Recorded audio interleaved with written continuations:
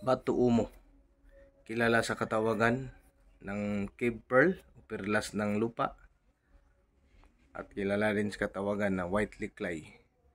So kung ano ang kakayanan ng liklay ay kakayanan din ng Batu Umo. Kung ano ang kakayanan ng perlas ng dagat ay kakayanan din ng Batu Umo. Kaya ang Batu Umo ay magagamit sa depensa, magagamit din po sa gamutan, at lalong magagamit din sa pangpaswerte. Yan po ang ating hitsura ng Batu Umo. So ang paggamit nito ay nakadepende po sa intensyon at kung paano natin ito panghahawakan, pangalagaan at gagamitin. Yan po ang ating Batu Umo.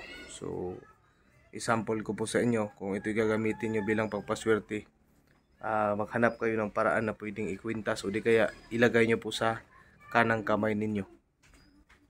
Kahit gawin yung bracelet kung pupunta kayo sa casino o di kaya sa sugalan. Pero kung gagamitin nyo naman ito sa panggagamot, pwede nyo po itong ibabad sa tubig at saka inumin at saka ipainom sa mga pasyente ninyo. At kung gagamitin nyo naman ito sa depensa, tulad yan, pwede nyo pong lagyan ng bahayan at gawin nyo pong kwintas. At yan po ay tutulong sa inyo. Yan po ang ating Batu Umo at matutunghayan nyo po. Yan po mga available na gamit na nasa paligid ng Batu Umo. Maraming salamat at hanggang sa muli. Mapagpalang panahon po sa inyo.